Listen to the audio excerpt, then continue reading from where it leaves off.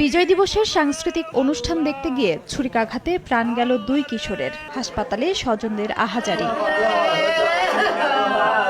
স্বজনরা জানান, চাঁপাইনবাবগঞ্জের নাচল উপজেলার মল্লিকপুর বাজারে বিজয় দিবসের সাংস্কৃতিক অনুষ্ঠান দেখতে যান ফতেপুর ইউনিয়নের মাসুদ ও একই ইউনিয়নের রায়হান।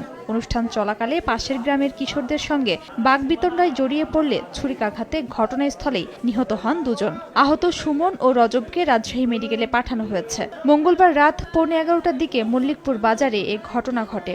ওদের জন্য মারতে লেগেছে, আমরা তো মনে করেন গেছি ওখানে দেখার জন্য, দেখতে যা মনে করেন আমাদের ছেলেপেলে পিটছে, আমরা ধরতে যাই, আমাদের আবার ছুরি মেরে দিয়েছে। ওখানকার ছেলেপিলা 4-5টা ছেলেপিলাকে, আমাদের ওখানকার 4-5টা ছেলেপিলাকে সব চাকু মেরেছে। আহত ও নিহতদের শরীরে ধারালো অস্ত্র দিয়ে জখমের চিহ্ন রয়েছে বলে জানিয়েছেন চিকিৎসক। নিহতদের ক্ষেত্রে আমরা দেখলাম শার্প উইপন, মানে ধারালো কোনো অস্ত্র দিয়ে তাদেরকে জখম করা হয়েছে। আহত বাকি 2 জনের ক্ষেত্রেও তাই। একজন শুধুমাত্র মনে হলো যে কোনো কিছুর আঘাতে তার মাথায় একটু ফুলে গিয়েছিল আর কি।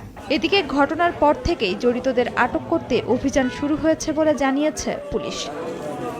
সময় সংবাদ, চাঁপাইনবাবগঞ্জ।